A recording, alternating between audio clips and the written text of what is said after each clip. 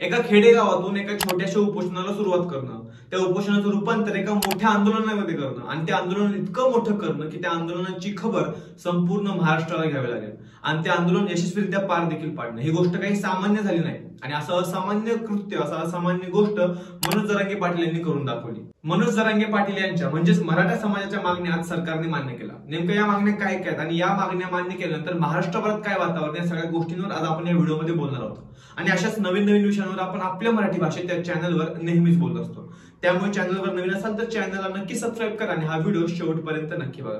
जय शिवराय. मी अंकुश कुंभार, एक मराठी माणूस. सर्वप्रथम आपण जाणून घेऊया की कोणत्या कोणत्या मागण्या मराठ्यांच्या सरकारने मान्य केलेल्या आहेत. सर्वप्रथम मागणी अशी होती की ज्यांच्या कुणबी नोंदी सापडलेल्या आहेत त्या सर्वांना प्रमाणपत्र देणे. 54 लाखांच्या आसपास हा कुणबी नोंदी सापडण्याचा आकडा आहे. सर्वांना प्रमाणपत्र देण्याची मागणी मराठा समाजाची होती आणि ती मागणी देखील आज मान्य केलेली आहे. दुसरी मागणी, अत्यंत महत्वाची मागणी अशी होती की ज्यांच्या कुणबी नोंदीपत्र सापडलेल्या आहेत त्यांच्या नातेवाईकांच्या, त्यांच्या सगळ्या सोयऱ्यांना देखील कुणबीचं नोंदी प्रमाणपत्र देण्यात यावं अशी मराठा समाजाची दुसरी मागणी होती आणि ती मागणी देखील सरकारने आज मान्य केलेली आहे. आणि खरंच ही खूप महत्वाची मागणी होती कारण की सर्वच मराठ्यांच्या कुणबी नोंदी सापडतील असं होणार नव्हतं, हे मनोज जरांगेंना चांगलंच माहित होतं. त्याचमुळे ज्यांच्या कुणबी नोंदीपत्र सापडले त्यांच्या नातेवाईकांना देखील कुणबीचं प्रमाणपत्र दिलं पाहिजे असं मनोज जरांगेंची मागणी होती. मराठा समाजाची मागणी होती आणि ती मागणी देखील मान्य झालेली आहे. तिसरी मागणी आणि माझ्या दृष्टिकोनातून खूप महत्वाची मागणी अशी होती की आंतरवाली सराटीमध्ये जे काही गुन्हे दाखल झाले होते त्याचप्रमाणे संपूर्ण महाराष्ट्रात आतापर्यंत मराठा समाजातील आंदोलकांवर जे गुन्हे दाखल झाले होते ते सर्व गुन्हे मागे घेण्याची मागणी होती आणि ती मागणी देखील मान्य झालेली आहे. खरं तर आमच्यासारखे तरुण आपल्या समाजासाठी, आपल्या समाजाला न्याय भेटण्यासाठी झगडत असतात, आंदोलन करत असतात. मग त्याच अनुषंगाने त्यांच्यावर गुन्हे दाखल केले जातात. मग ते गुन्हे मागे घेण्याची तयारी देखील मनोज जरांगेंनी दाखवली होती आणि ती मागणी मागून ती मागणी देखील मनोज जरांगेंनी मराठा समाजाने मान्य करून दाखवलेली आहे. पुढची आणि चौथी मागणी अशी होती की ओबीसी समाजातील विद्यार्थ्यांना आतापर्यंत ज्या सवलती भेटत आलेल्या आहेत त्या सर्व सवलती मराठी समाजातील विद्यार्थ्यांना भेटल्याच पाहिजेत आणि ही मागणी देखील सरकारने मान्य केलेली आहे. याचा अर्थ काय तर मराठा समाजातील जे विद्यार्थी आहेत ते आतापर्यंत कॉलेजमध्ये ओपन कॅटेगरीतली फी भरत होते, पण यापुढे ओबीसी समाजातील जी काही फी असेल, ओबीसी कॅटेगरीतील जी काही फी कॉलेज आकारत असेल तीच फी मराठा समाज देखील भरेल, ही मागणी होती आणि ती मागणी मान्य झालेली आहे. त्यासोबतच आतापर्यंत जे काही मराठ्यांच्या कुणबी नोंदी सापडलेल्या आहेत त्या व्यतिरिक्त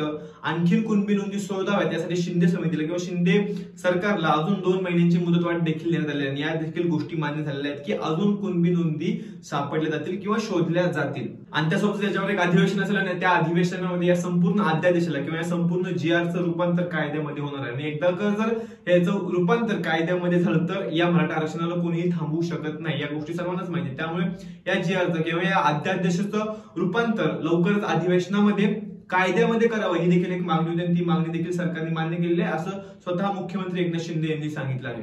या पुढची मागणी म्हणजे 7वी मागणी अशी, ही देखील खूप महत्वाची मागणी तुमच्या माझ्या तरुणांसाठी. कारण की ज्या भरत्या होत्या, सरकारी भरत्या होत्या, त्याच्यामध्ये प्रत्येक समाजातील तरुण आपापले अर्ज दाखल करत असतात किंवा प्रयत्न करत असतात. मग त्या प्रयत्नांमध्ये मराठा समाजाला कुठे धोका निर्माण होऊ नये म्हणून त्या सर्व भरत्या थांबवाव्यात किंवा जर भरत्या केल्यास तर मराठा समाजाला राखीव जागा रिक्त ठेवून त्या भरत्या पूर्ण करत अशी मागणी होती आणि ती मागणी देखील सरकारने मान्य केलेली आहे. तर या महत्वाच्या 7 मागण्या महाराष्ट्र सरकारने एकनाथ शिंदे यांनी मान्य केलेल्या आहेत. या गोष्टी आपल्याला आज पाहायला भेटल्या. पण या बातमीनंतर महाराष्ट्रातील जे काही ओबीसी नेते होते ज्यांचा मराठा आरक्षणाला विरोध होता असे ओबीसी नेते, त्यातलं प्रमुख नाव म्हणजे छगन भुजबळ. मग त्यांचे देखील काही वक्तव्य आहे. त्यातलं एक वक्तव्य असं, छगन भुजबळ म्हणतात की मराठा समाजाचा विजय झाला असं मला वाटत नाही.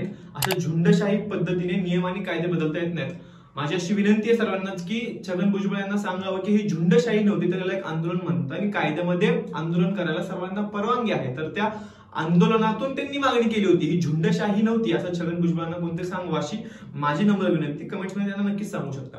तर त्यांचं वक्तव्य असं की झुंडशाहीने नियम आणि कायदे बदलता येत नाही. यासोबतच भुजबळ असे देखील म्हणाले की आम्ही मोठ्या पद्धतीने या विरोधात हरकती पाठवू. ओबीसी समाजाचे नेते असतील, ओबीसी समाजातील सुशिक्षित जे वकील आहेत त्या सर्वांना एकत्र घेऊन, ओबीसी समाजाला एकत्र घेऊन आम्ही हरकती पाठवू कारण की ओबीसी समाजाचं यात नुकसान झालं नाही पाहिजे असं काहीतरी भुजबळ यांचं वक्तव्य आलं. त्या वक्तव्याकडे मी जास्त मन लावून लक्ष दिलं नाही कारण ते जास्त मला महत्वाचं वाटलं नाही. तर हो, आज या व्हिडिओमध्ये इतकंच. मराठा समाजाला आरक्षण भेटलं यावर तुमचं मत काय हे मला कमेंट्समध्ये नक्की कळवा. आणि त्यासोबत मराठा समाजाला हार्दिक हार्दिक अभिनंदन, मनोज जरांगे पाटलांना हार्दिक हार्दिक अभिनंदन. इतकंच बोलतो आणि थांबतो. व्हिडिओ शेवटपर्यंत बघितला जात तर व्हिडिओला लाईक करा, शेअर करा आणि माझा कंटेंट आवडला असेल तर चॅनलला नक्की सबस्क्राईब करा. जय जिजाऊ, जय शिवराय, जय शंभूराजे. धन्यवाद.